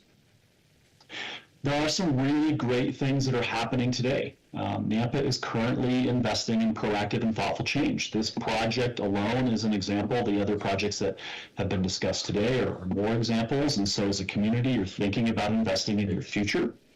You already have a parking management program, which includes parking permits for long-term parkers. You have on and off-street parking, which is great. You do have some payment technology in the parking structure, which I understand will be replaced. So that's good, and you're on track with that.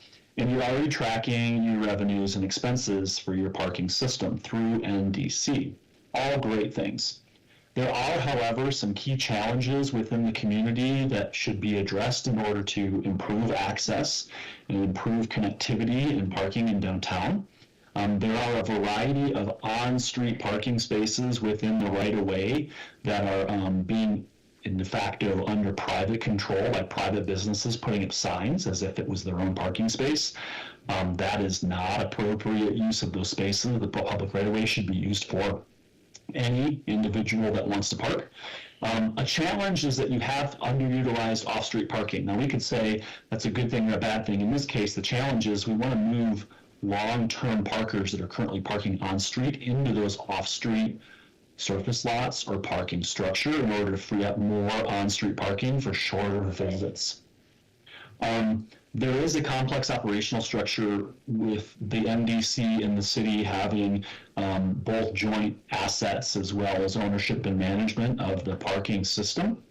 And so that creates some redundancy that there's opportunities to manage. There is some inconsistent enforcement with the on-street ADA parking as well as the off-street ADA parking, and that creates some accessibility concerns for those that need access to those spaces. During our observations, we did see that there were a number of people that did not display ADA placards that were utilizing those spaces, and they weren't being enforced. So that's an access issue and something that definitely is challenging. In addition, there are some concerns about the number of ADA spaces that are being provided within the parking facilities and whether or not they meet the requirements of the American with Disabilities Act and the Access Board requirements. So it's our recommendation that the city and NDC cooperatively do some additional evaluation to understand what that is and what the active correction measures are. This is a liability issue and legal issue that if someone were to draw onto the city or NDC, you could be in a potential litigious situation. We know that there's some challenges with the parking equipment and the parking structure. I believe that is a process in which it's getting replaced and updated, so it's good to see that there's been action taken on that. And then lastly, I will point out that there are some challenges with the parking wayfinding and the parking signage. Those that were also discussed earlier this morning, so there's some consistency and concerns with that, and we'll talk about that a little bit later. We have broken our recommendations and strategy and action steps into 3 different time horizons. One is short-term, and we'll go through a couple of those action steps. The first is that the public right-of-way and the parking within the public right-of-way is managed appropriately. So there's a couple of different things that go in with that. One is that there needs to be some education to those businesses or individual entities in which are using parking spaces as if it was under their private control, even though it's in the public right-of-way. There should be a process to be able to notify those individuals and then proactively remove those signs. We know that parking enforcement continues to be an important aspect of managing behavior within the right-of-way. And so we believe, because NDC and the city both have a role in this, that there be a uniform administrative appeals process if a violation is issued and someone wants to contest it. Right now, because it's different entities, there's different processes, and so a streamlined process will be important. We want to make sure that the city starts to prioritize in NDC enforcement of ADA parking and making sure that vehicles that are parking in there truly do have placards, so those that need to have access to those spaces can have them.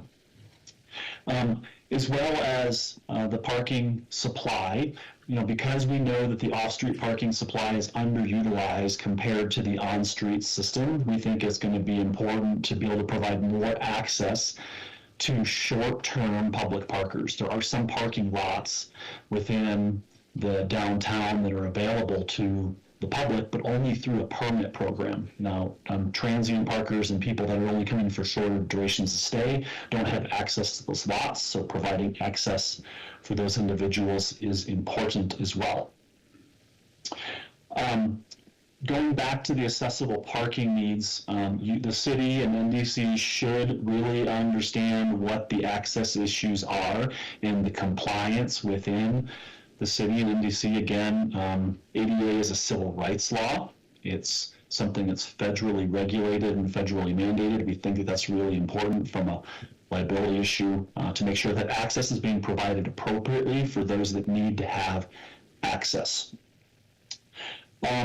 There's an opportunity to offer overnight parking permits in the parking structure because it's not utilized heavily in the evening. We believe that as more downtown housing comes, that's certainly an opportunity to provide that option. If someone also comes downtown and needs to take a different way home other than their personal vehicle, that's a great place to be able to leave their vehicle overnight and plan ahead.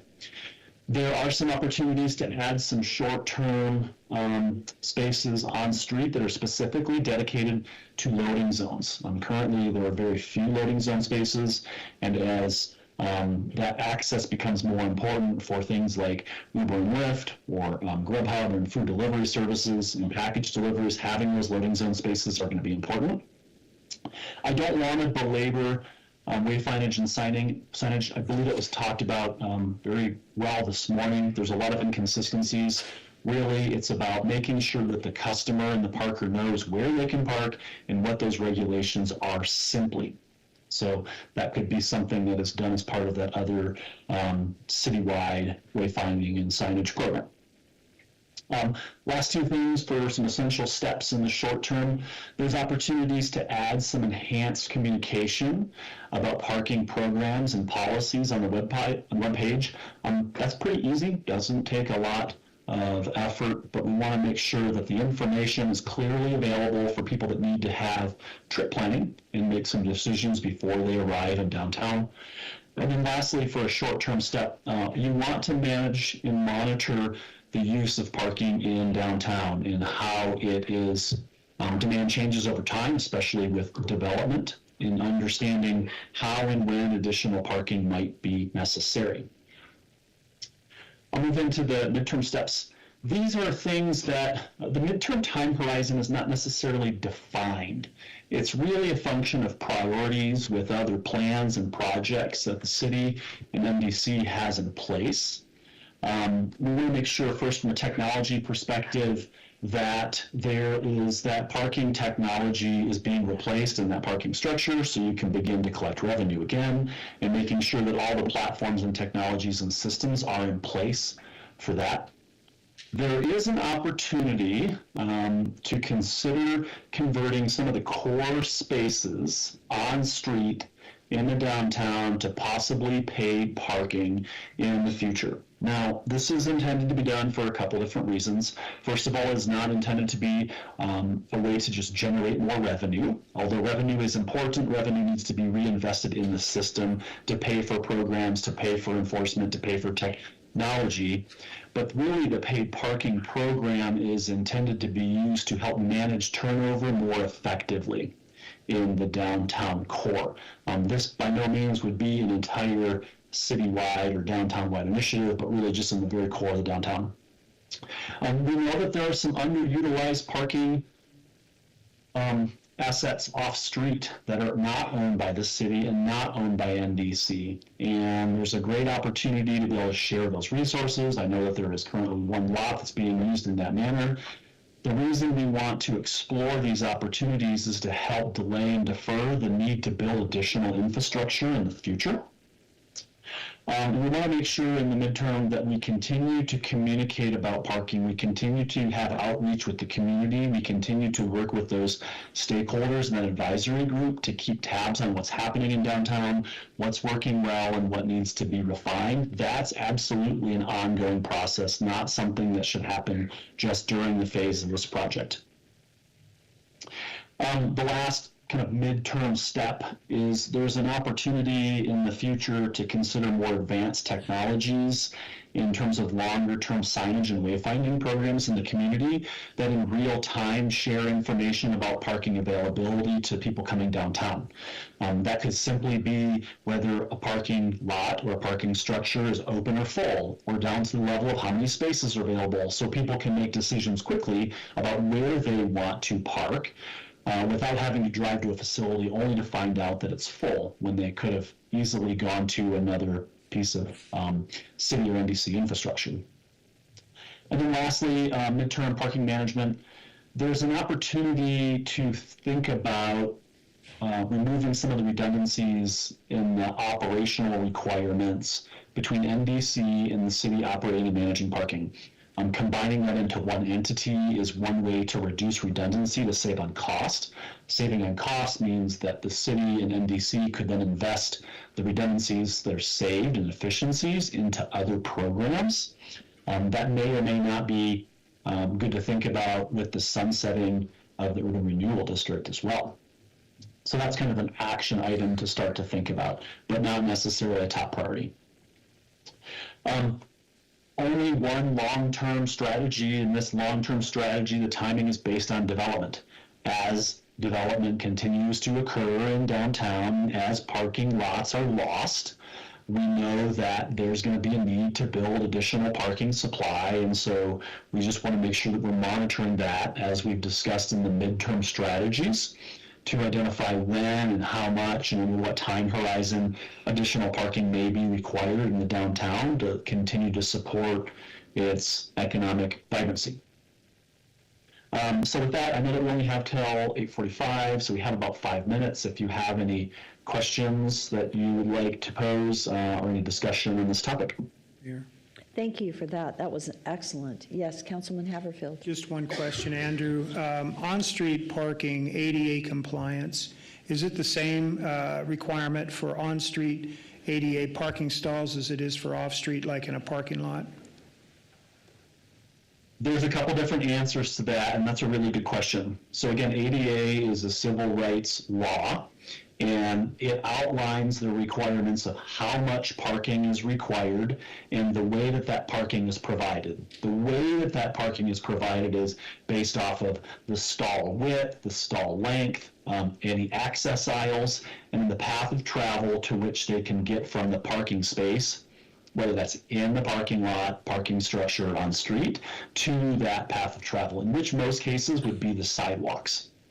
Well, the issues that... I'm sorry, I just cut you short, I'm sorry. We've had prior discussions as far as mid-block placement of ADA spaces to be able to provide access mid-block instead of at the ends where the intersections are in downtown. And I didn't know if there was a specific requirement of 1 per 25 like you would have in a off-street parking lot versus on-street, if there's a requirement that you're aware of.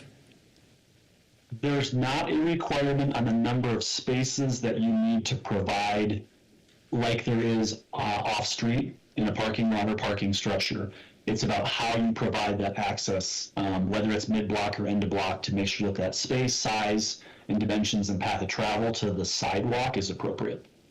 Again, it's a civil rights issue, so someone could file a suit with the city if they have to get out of their car, go down actually in the drive lane to get to a ramp that's at an intersection as opposed to one that's alongside a parking space that's provided for them. So I guess that's the guidance that I'm looking for from you, if you can let us know what we should be adhering to as far as to meet that requirement.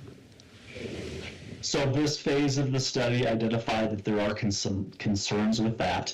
The next steps in our recommendation to NDC, I've also talked to the mayor and NDC staff about this, is that we should investigate this further and understand the types of issues that are in each parking space and what will be required to resolve them, so as that the city and NDC has a plan to bring those spaces that are out of compliance into compliance.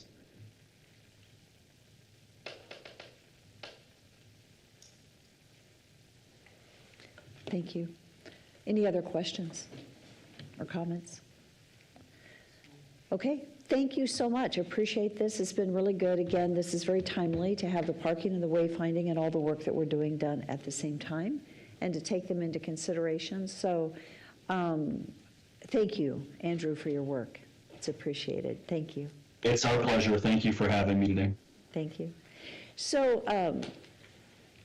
you know, I tell you what, we've got a busy council, and I so appreciate everyone's work. I will say that we need to have a task force that is just looking at the wayfinding and the parking study. And I don't know if we'll probably pull this into the implementation side. Robin, as we look forward, though, we may think about, do we need parking and wayfinding? We may need a subcommittee on that. I'll let you, Doug and Robin, I'll let you guys talk about that and give consideration. I just want to say, I tell you, for our task, we've got some council members that are working really hard, that are spending hours every week in meetings, helping us with a lot of projects. I don't want to overtask. So I think I would like on this parking and wayfinding, if there are a couple people that say, hey, I'm really interested, to join staff as we really dig back into these projects and make sure that they get done and done well, to come forward to maybe the full implementation group. That would be good. Does that sound good? Yeah. Thank you. Any further closing comments? Nope. Thank you. Really good job. So council, any comments on the process, concerns in what you've heard today? This was just to be informative. There is a tremendous amount of work being done behind the scenes to get us to where we are today. We're not done yet, but I'm really pleased, and I want to say thank you to staff for the heavy lift and all that you're doing. There's a big group of people, many of which are sitting back here also, and that are maybe in other places, so thank you guys for your work. I really appreciate everyone's work on this. So, if any comments, questions? Okay, so actually we're to our last item, and it's just really a discussion about our council meeting start times. So, Yes. Yes, I would like to get early. you'd like to start I'd early? like to start earlier, yes. Okay, so a thought is, sometimes we're ending really late. Just a quick FYI, there's a cycle that takes place.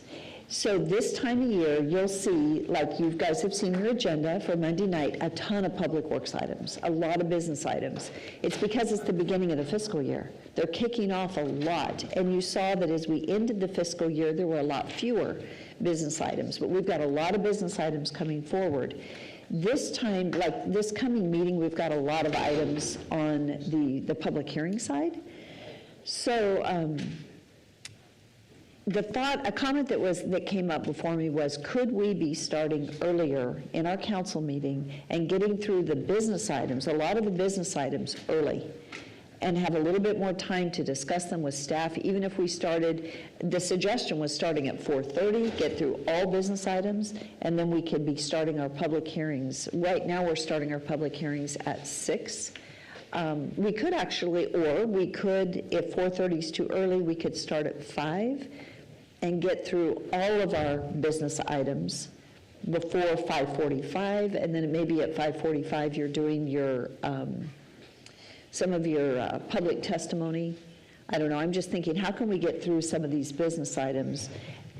And I know staff is paid to be here, but they're not sitting here at 10 and midnight, just waiting. Sometimes we have people waiting here for a so moved, and they've waited here all evening for a so moved it's approved, and then they had no reason to sit here for an entire evening till 10 o'clock or whatever. So council, do you have thoughts?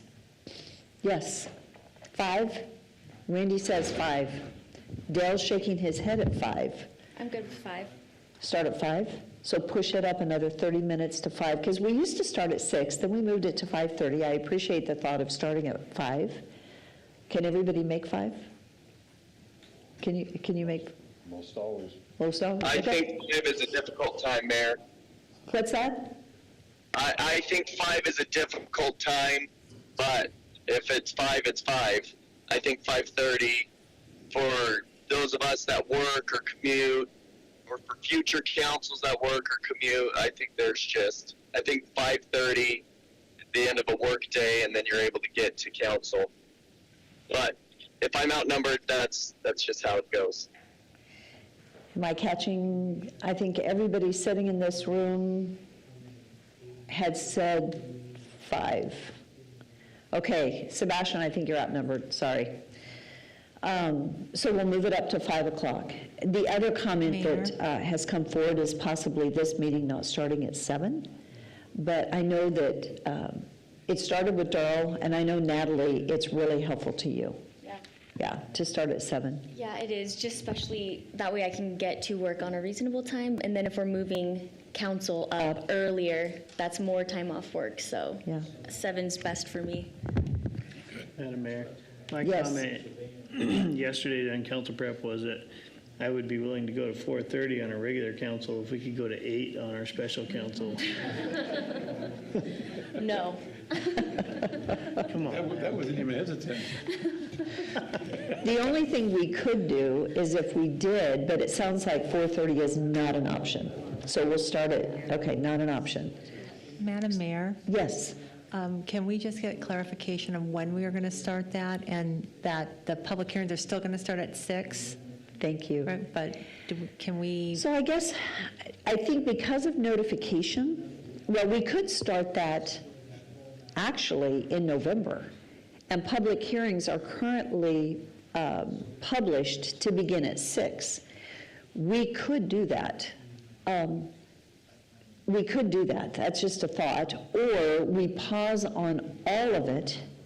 If we started at 5, I'm sorry, I'm thinking out loud. If we started at 5 and through November, December, public hearings because of notification, they wouldn't move up until January because they're already noticed, a lot of them are, at 6, but we could get a lot of business done by starting at 5 and be through our entire agenda before we begin our public hearings at 6. Then we could change our agenda and just not even have a start time. Is that correct, Shar? Tell me what your thoughts are on that. So, Madam Mayor,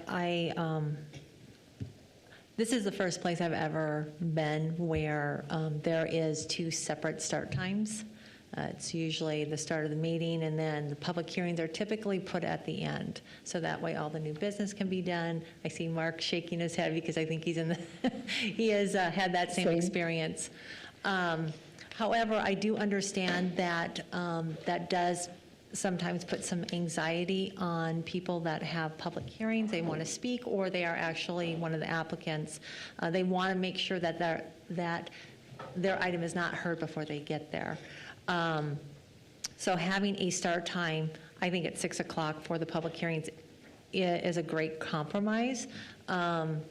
But I also feel that there probably won't be very many times where we are ending too early before 6 because you have so many new business items right now. If we start seeing that trend where more items are going on consent agenda, then we may want to go ahead and make that change. But Rodney's not in here, so I'm not sure. But I think he would need a good couple months for that change. I'm looking at Mark, but I just saw Rodney come in. Mayor, And Councilman Bills.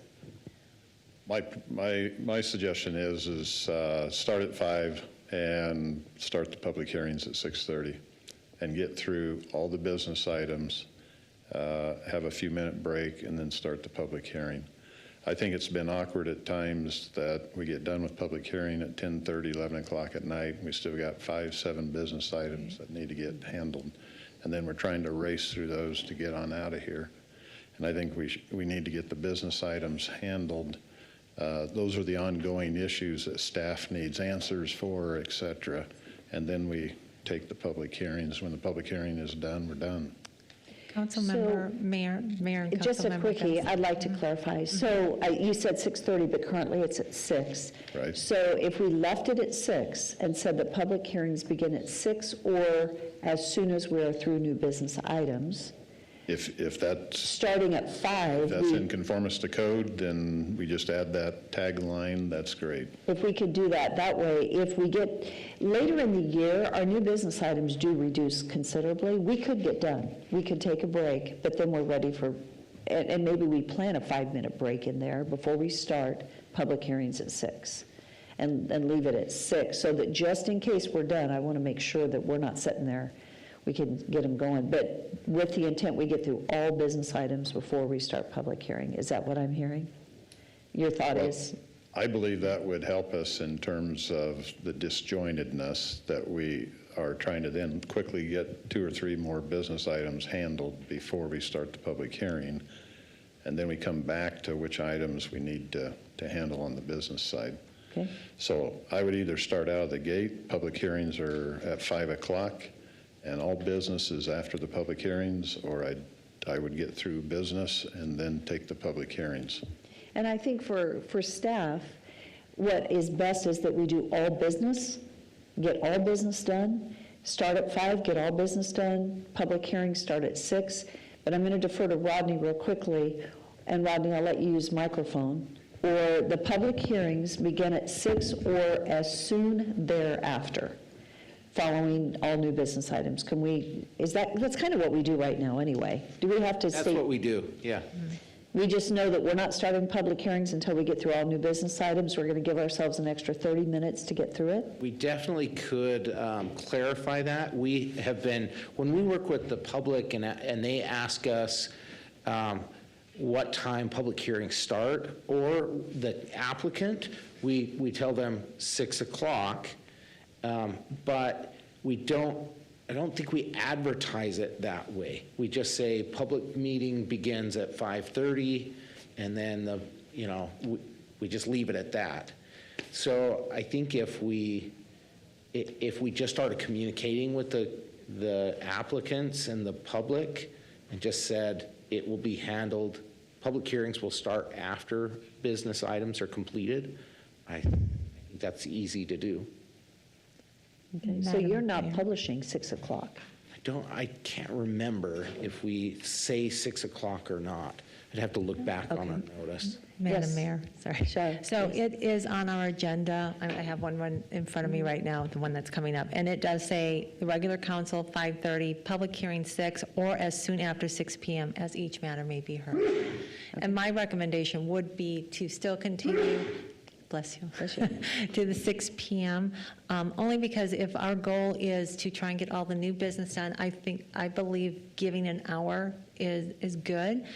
But that also gives, if we're trying to end our council meeting, say by 10 o'clock, and we typically will have 4 public hearings, that's typical, that's at least an hour apiece for each public hearing. So that's my thoughts. I think those are great thoughts. So, council, do you have any concerns with that? Yes. Just follow up. It just seems as much as we can do the business side, that several evenings Staff has had to wait until the end of the public hearing because they need to present information. And so they're sitting for 4 hours waiting for the public hearing to get done. And then because of the late hour, we're trying to race through and feel like we can't get the questions asked. So that's why I think really focusing, getting the business done really helps your staff not sit here for 4 hours. Thank you. And that part of it, so. Yes. I have a question that when employees sit here for that long, are they being compensated? Well, most of them are salaried. Oh, okay. So, Yeah, good. and they work more than 40 hours a Yes, week they do, anyway, I and know. so, And yes. I worry about that with them being here all night long. Yeah. Yeah. Well, it would be nice for them not to have to sit, because I've had some sit here for hours, Mm-hmm. and it is so moved and done and no questions, and they just sat here forever. Now, that's a good thing when there's no questions. However, you hate for them to sit here all evening when they could have been home just for 1 or 2 items. So, I agree. okay. Mayor? So, yes. I think for a good compromise for Councilman Griffin, that we just, if we're doing executive session, that we do it after and not before, and creep into that 4:30 time, since he's made it known that it's going to be harder for him to even get there by 5. So if we can do executive sessions after as a compromise, that'd be good. Okay. I think one of the things, and I'll just say candidly, so I think Boise does council meetings weekly, Meridian, I can't remember, they're all weekly meetings. We're here, and we only do them every other week, and they also, like Boise starts way earlier than we do. And so we've always, I know the council, at least in the past years, have said, no, we don't want to do this weekly. But I tell you what, sometimes we've got citizens sitting here till midnight because we're putting so much in, otherwise they're out a long way. So it would be nice at some point to consider weekly, if we continue to stay here till 10 and midnight from a citizen standpoint, do we need our citizens sitting here on a public hearing, waiting until 10 o'clock or 11 o'clock to start a public hearing? But Daniel? So Mayor and Council, one thing that we may want to consider, you talked about that we do get a lot of so moveds on our business items. The more we put on the consent agenda, and that you have the opportunity to look at that and then pull it off if necessary. But if we can put more items on the consent agenda, that could seriously help this issue as well. Because a lot of the items we do, we've gotten more on there, but we do still get a lot of so moveds. And so if we could, potentially work to put more on the consent agenda, the things that you would be comfortable putting there, and then you always have the opportunity to pull it off and ask questions of staff. But that could help address the business item portions of things. Obviously, the public hearing lengths, those are another matter. Thank you for those comments. And Councilman Reynolds, I'll let him explain maybe the process that we do go through in decision-making related to what's on consent versus non-consent. Thank you. So we have been putting more stuff on consent agenda. I can say that from a staff level, the more information you provide to us in our packets, that's what you'll see. The items that have more information are going to be the ones we're so move on, because we understand it is clear and concise when we read our packets. If the information is not there, not complete, we're going to ask a bunch of questions, and it just drags it out. But with that being said, on the consent side, we look at dollar amounts and then how complex the contract is when we put it on the council agenda, and then some items that we just know are going to be controversial. We're like yesterday we talked about a couple, and I'm like, I don't think that should be on consent. I think it should be off of there so we can discuss it, because I just know that it's going to get pulled. So, but that's kind of how we look at it, and I'm sure former Councilman Haverfield, when he was council president, did the same thing. So, but if we can make it streamlined by adding stuff to the consent agenda, then that's what we're trying to do. But I would encourage staff to continue to give us lots of information in our packet so we can make good decisions quicker from the bench because we've already studied our packet. Mayor? And yes, yes, was that? That was me. I'm sorry, like, where did that voice come from? I'm not, you can tell, like, I'm not sure. Well, where is me? I'm sorry. Mark Stoyer, Senior Director Thank of you, Mark. Development Services. Kind of adding on to what Daniel was saying, in other agencies I've been at as well, on some of these items that we moved to consent that could possibly result in questions, we would have slides also available as part of that packet. So if we had to, we could get up there and show 2 or 3 slides to help answer questions. So I think that's something we could do. Mm-hmm. Thank you. I tell you, I do appreciate the detail that staff is putting in. It's really important. A lot like this coming Monday night, we've got a lot of really big projects. Because of the dollar amount, it's on new business. I really appreciate when council studies their packet beforehand, as Councilman Reynolds just mentioned, and asks questions of staff before they get here. Sometimes it's on new business, but it is a so moved because all that just thought happened after it was on the agenda, so that the questions were resolved. And that really speeds our meetings up. Sometimes I'll put something on new business because the public doesn't necessarily pay attention to consent agenda. They do see the new business items more readily, and it's for transparency. And it takes longer, but it really does help it stand out to the public if there's something that we want the public to understand. And that's one reason I put stuff. But Councilman Haverfield. I was just going to say, in due deference to the idea of having our executive sessions at the end, if we can eliminate or at least lessen the number, that might be the night of a council meeting, so that they would be a separate time. You're talking about weekly, maybe it's that other week where if there is an executive session that's needed, that we can do it then, unless there's an importance where we get after it sooner.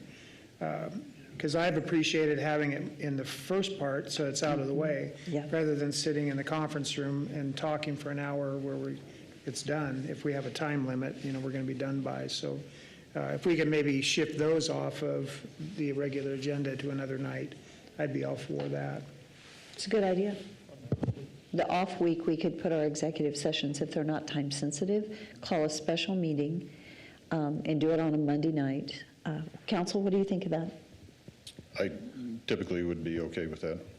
Thank you. The other part I would appreciate that would help is on the agenda, if there could be a staff person's name who is marked as that item. Sometimes it's easy to figure out, and other times it's not. And so you're sending emails to 2 or 3 people. Who's got the priority? Thank you. Sure. Madam Mayor. City Clerk, I should say.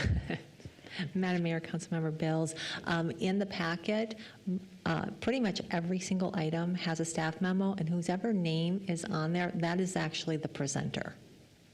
Okay. So that is the person that you would be reaching out to. Which I recall has been the case, and it will have an item, and that's usually who we reach out to. And that is the person That's that the guidance you would then. be reaching out to, because they are the ones that helped create that item. All right. Thank you. So hopefully that'll answer that question. Yes. Yeah. Any other thoughts? Nope. Okay, it is 9:04, so I would stand for a motion to adjourn the meeting. All in favor? Thank you all.